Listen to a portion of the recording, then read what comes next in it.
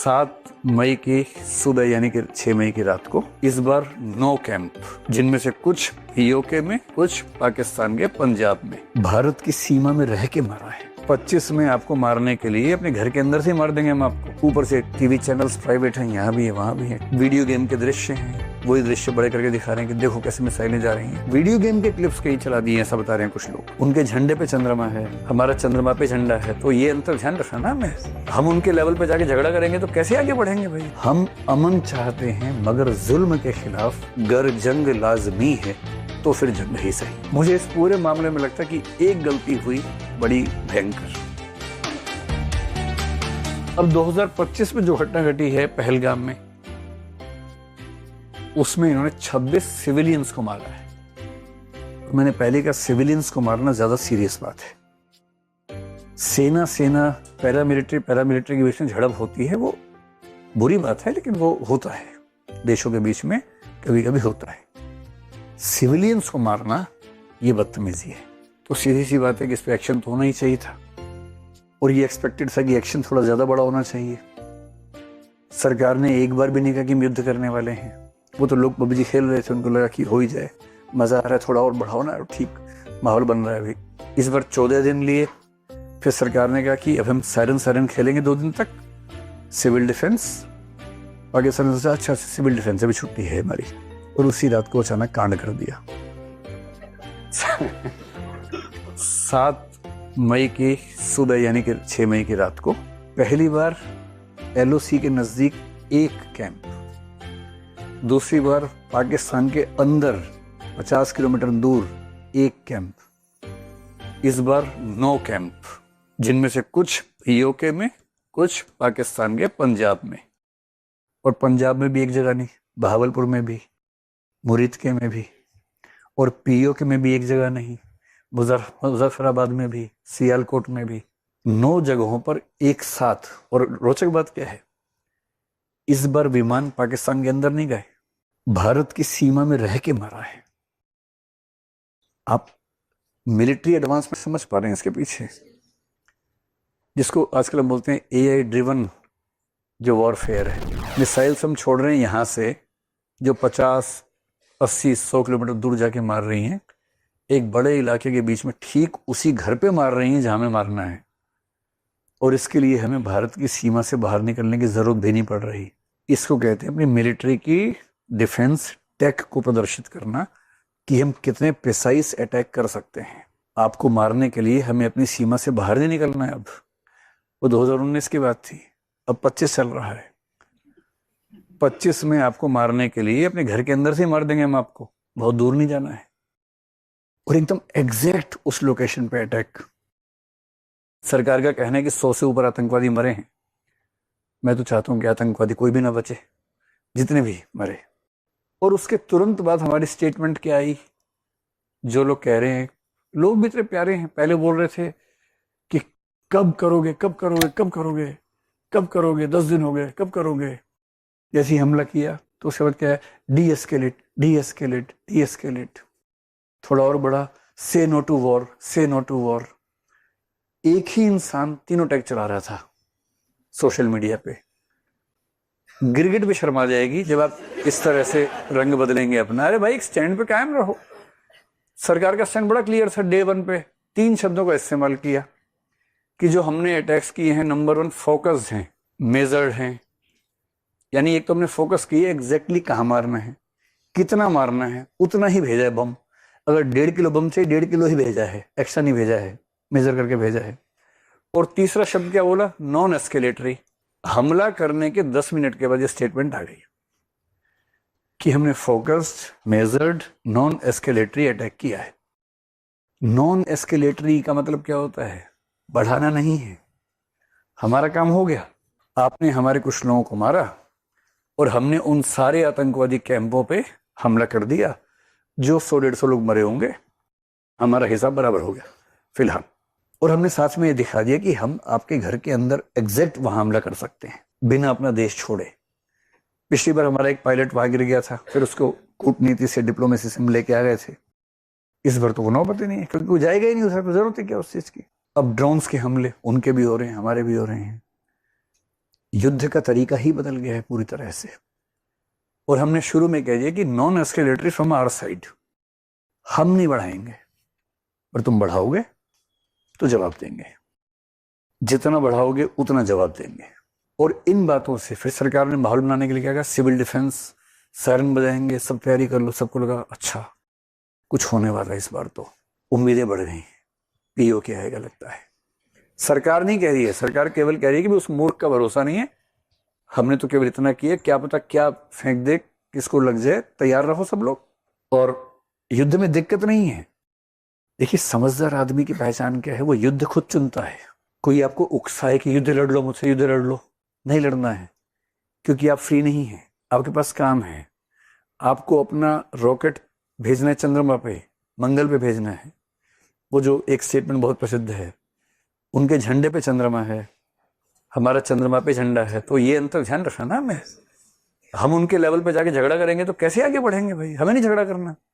वो तो झगड़ा करने को तरस रहे हैं। समझदार आदमी झगड़ा तभी करता है जब उसको पता है कि इससे सिवाय कोई चारा नहीं है। चारा नहीं है तो झगड़ा करेंगे, चारा है तो बिल्कुल नहीं करेंगे। तुम मजाक बना लो, हमारा बना लो, हाँ अरे डर गए, हाँ डर गए, हम डर गए, हम बहुत डरपोक है, थैंक यू। आप ऐसा करो, उस तरफ चले जाओ, बलूचिस्तान की तरफ चले जाओ, वहां झगड़ा कर लो, हमसे मत करो। तो झगड़ा कोई उकसाए और आप झगड़ा करने लग जाए, आपसे बड़ा मूर्ख कौन है उसके बाद। तो ये भी चिंता है कहीं युद्ध हो जाए शुरू, और युद्ध में इतने रिसोर्सेस खर्च होंगे, इतने लोग मरेंगे। एक ठीक ठाक सा युद्ध जो 3-4 साल चलता है, मोटा मोटा अनुमान अगर मैं आपको बताऊं तो रूस यूक्रेन के युद्ध में कम से कम 1 से 2 लाख लोग यूक्रेन के और 4 से 8 लाख लोग रशिया के मर चुके हैं अब तक। ये मोटा मोटा अनुमान है, सच तो नहीं पता लगता इस मामले में। और भारत पाकिस्तान की आबादी उनसे बहुत ज्यादा है। तो अगर 3 से 4 साल युद्ध चल गया तो मोटा मोटा मान के चलिए 5 लाख तो स्कोर आएगा। और इस 10 लाख में कुछ हमारे घर के भी लोग होंगे ही। तो युद्ध केवल पबजी वाले मूड से करना है या बहुत सीरियस बात होगी तो ही करना है। एकदम सूत्र साहिब लुधियानवी बता गए हैं, हम अमन चाहते हैं मगर जुल्म के खिलाफ गर जंग लाजमी है तो फिर जंग ही सही। जंग केवल तब करनी है जब कोई चारा ना बचे, वरना युद्ध में आमतौर पे दोनों पक्ष हारते हैं, कोई नहीं जीतता है। युद्ध कौन जीता, कोई नहीं जीता, ये भी हारे वो भी हारे। ये 5 लाख लोग हारे, ये 4 लाख लोग हारे, और कह रहे कि जीत गए। हमारा कम नुकसान हुआ तो हम जीत गए। अरे इसे युद्ध केवल तब करना है जब कोई चारा ना बचे, और करना है तो फिर टूट के करना है। फिर ये नहीं कि फुलझड़ी चढ़ा के आ गए, फिर निपटा के आना है। और जब तक निपटाने का मूड ना बने युद्ध नहीं करना है। मीडिया की बातें सुन के लोगों ने एज्यूम कर लिया कि इस बार तो पीओके आके रहेगा, और सब इस मूड में है कि बस मोदी जी इस बार रुकना नहीं है। पर मोदी जी मन में सोच रहे हैं, भाई तुम 1971 से तुलना कर रहे हो जब 7 से 8 महीने की तैयारी थी, और हमें कह रहे हो कि 14 दिनों में काम निपटा दें। वाह, युद्ध ऐसे होते हैं। 14 डेज के टाइम में युद्ध शुरू हो गया। और ये अमेरिका वियतनाम का मामला भी नहीं है कि आप समझे सामने वाला कमजोर है। आपके सामने जो देश है उसके पक्ष में चीन भी खड़ा हुआ है, उसके पक्ष में अमेरिका भी अक्सर रहता है।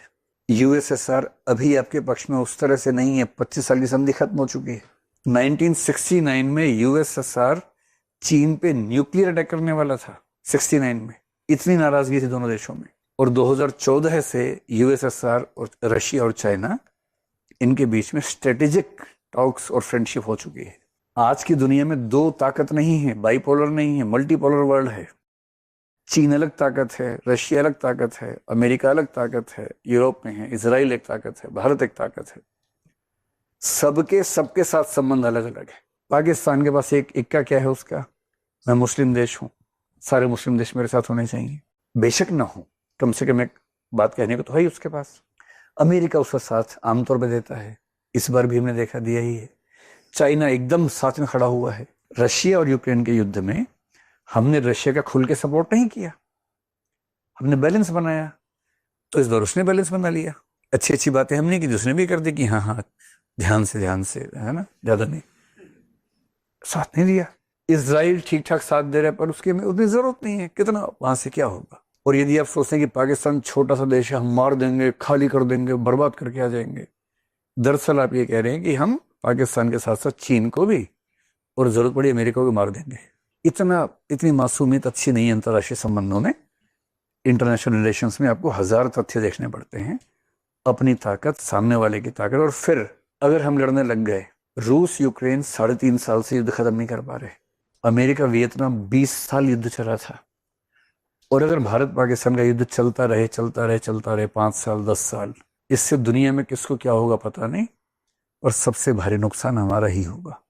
क्यों? क्योंकि हमें वो पैसा खर्च करना था तकनीक में, शिक्षा में, स्वास्थ्य में, हर तरह के डेवलपमेंट में, और यदि वो सारा पैसा और बहुत सारे ह्यूमन रिसोर्सेज युद्ध में ही खत्म हो गए तो ये समझदारी वाली बात थोड़ा है। और युद्ध जब भी होता है एक लंबी तैयारी के बाद होता है, 6 महीने, 8 महीने, 9 महीने की प्लानिंग होती है। इसलिए जो मैं आपको समझाना चाह रहा हूं, अगर आपके मन में भी ऐसा भाव है कि पता नहीं क्या हुआ, तो सीधी सी बात समझ लीजिए कि हमने इस ऑपरेशन में जो पर्पस रखा था हमने उसको हासिल कर लिया। हमारा क्या पर्पस था कि जहां से इनकी ट्रेनिंग हुई थी उस पर हमला करने, हमने कर दिया हमला, उसके अंदर जाके हमला किया, 9 स्थानों पे हमला किया, बहुत प्रिसाइज किया, हमारी मिलिट्री टेक्नोलॉजी कितनी बेहतर, सब कुछ दिख गया। हमने अपना एयर डिफेंस सिस्टम टेस्ट किए, जितने हमले हुए हमारे पास ड्रोन वगैरह के, उनके ड्रोन थोड़े सस्ते वाले हैं, जो एक आजकल टैक्टिक्स है युद्धों में कि शुरू में आप मिसाइल नहीं फेंकेंगे, सस्ते ड्रोन फेंकेंगे ताकि दुश्मन की एयर डिफेंस की जो लेवल है टेक्नोलॉजी का समझ में आ जाए आपको। उन्होंने वो फेंके, हमने सारे मार दिए। कुछ ड्रोन हमने फेंके होंगे, उन्होंने मार दिए होंगे। हमने उनके नूर खान एयरबेस को चोट पहुंचा दी, जो इंटरनेशनल आजकल दुनिया में बात मानी जा रही है, जो कि बड़ी बात है अगर हमने ऐसा कर दिया है तो। हम किसी भी रूप में उनसे पीछे नहीं है, हम ज्यादा हावी हैं। उन्होंने हमारे सिविलियंस पे, पुंछ पे हमला किया, जो नीचता का लक्षण है। हमने टारगेटेड अटैक्स किए आतंकवादी ठिकानों पे, हमारे पास वैसा ठिकाना शायद है नहीं, तो उनको लगा अब हम कहाँ मारे भाई, इनके पास आतंकवादी है ही नहीं, तो उन्होंने पुंछ पे, घरों पे, गुरुद्वारे पे लोगों को मारना शुरू कर दिया, 15 लोग वहां मार दिए। ये दुष्टता वाली बात है। जब आप सिविलियंस पे हमला करते हैं युद्ध के अंदर तो बुरी बात है। पर इसके बाद भी कुल मिला के इस वॉर की टेक्नोलॉजी में हम उनसे 21 ही हैं, इसमें मुझे कोई शंका नहीं है। जो मैं भारत और पाकिस्तान की सरकारें क्या बोल रही हैं उसकी बजाय जो इंटरनेशनल जर्नल्स में लोग बात कर रहे हैं उसकी बात कर रहा हूँ। ऊपर से टीवी चैनल्स प्राइवेट हैं, यहाँ भी है वहां भी है, टीवी चैनल्स में आपस में कॉम्पिटिशन है कि इस्लामाबाद जल्दी कौन लेके आएगा।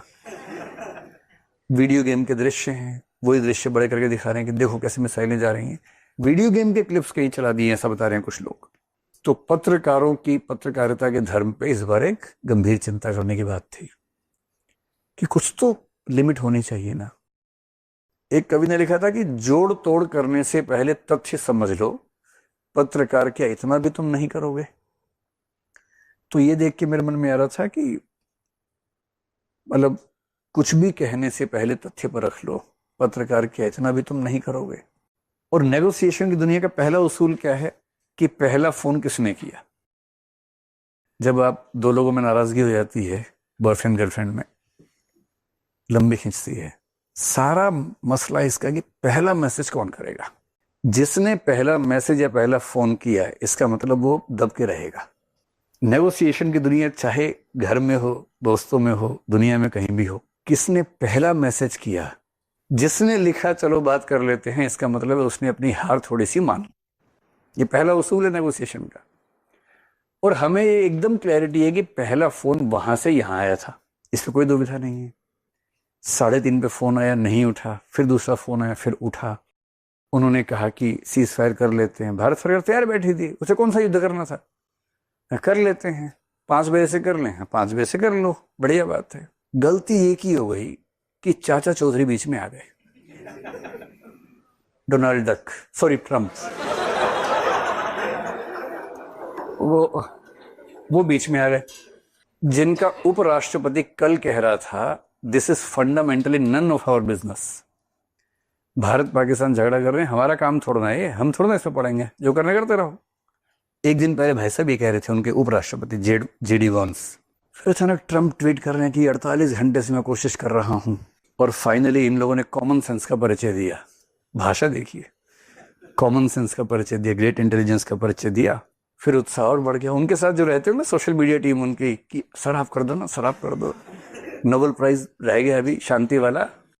रूस यूक्रेन तो आप रुकवा नहीं पा रहे, इसराइल रुकवा नहीं पा रहे, ये अपने आप रुक रहा था, अपना नाम तो लगा लो कम से कम। फिर भाई साहब ने एक ट्वीट और मार दिया। और तीसरे में तो हद कर दी, कश्मीर प्रॉब्लम जो कि हजारों साल पुरानी है, मैं उसे ठीक करना चाहता हूं। इनको हिस्ट्री की क्लास करवानी चाहिए कभी, वर्ल्ड हिस्ट्री की। कश्मीर समस्या भारत पाकिस्तान के बीच हजारों साल पुरानी बता रहे भाई साहब। ये बहुत ऐसा नेता मैंने आज तक नहीं देखा दुनिया में। और उनका विदेश मंत्री क्या करे, न्यूट्रल प्लेस पर बैठेंगे। अरे पूछ तो लो जिसको बैठाने वाले हो, न्यूट्रल प्लेस पर बैठेंगे। मुझे इस पूरे मामले में लगता है कि एक गलती हुई बड़ी भयंकर। अगर 3:30 पे पाकिस्तान डीजीएमओ ने फोन किया था और हमने कहा अच्छा ठीक है तुम कह रहे हो तो मान लेते हैं, अगली बार से ठीक रहना भाई, 5 बजे से कर लेते हैं, हाँ कर लेते हैं। 4:30 बजे या 4:15 बजे, क्योंकि 5:33 पे चाचा चौधरी का ट्वीट आया था, तो चाचा चौधरी के ट्वीट से पहले हमारे पास 2 घंटे थे, 1 घंटा 58 मिनट था। अगर उस बीच में प्रधानमंत्री जी, उनको अगर लग रहा हो कि नहीं ये बात मेरे कद की नहीं है, डिफेंस मिनिस्टर, रक्षा मंत्री आ जाते, राजनाथ सिंह आ जाते, या फॉरेन मिनिस्टर तो मतलब बोलने में एक्सपर्ट हैं, अच्छा बोलते हैं, वो आ जाते और 4 लाइन बोलते कि हमने जो अटैक किया था नॉन एस्केलेटरी, हमने पहले ही कहा था, हमारे अटैक्स बहुत शार्प थे, हमारा पर्पस पूरा हो चुका है। पाकिस्तान डीजीएमओ ने फोन किया कि वो सीज फायर चाहते हैं। दुनिया के कई देशों ने हमसे रिक्वेस्ट की है कि युद्ध आगे बढ़ाना ठीक नहीं है, तो हमने इस सबको देखते हुए तय किया है कि फिलहाल हम युद्ध विराम कर रहे हैं, लेकिन इस बात से तय करेंगे कि उनका आगे का रिस्पॉन्स कैसा रहता है। 5 बजे से फिलहाल युद्ध स्थगित कर रहे हैं। देश के निवासियों से निवेदन है कि खुशी मनाएं, क्योंकि हमने एक निर्णायक जीत हासिल कर ली है। मजा आ जाता लोगों को। लोग बम पटाखे छोड़ते, फुलझड़ी छोड़ते, स्कूटर पे निकल जाते बम बम बम करते हुए। अब लोग समझ नहीं पा रहे, 5:33 पे अचानक चौधरी जी का ट्वीट आया कि मैंने रुकवा दिया है। लोग भरोसा नहीं कर रहे। हमारे पास सीधे फोटो भेज लोग, नहीं मजाक चल रहा है, ये नहीं हो सकता, तो मजाक चल रहा है। उधर पाकिस्तान के पीएम ने कर दी प्रेस कॉन्फ्रेंस, और सबका धन्यवाद कि ट्रंप जी का धन्यवाद, चीन जी का धन्यवाद, इनका धन्यवाद, उनका धन्यवाद, सबका धन्यवाद, और हमने बहुत मुंह तोड़ जवाब दिया और आप सबने हमारा साथ दिया।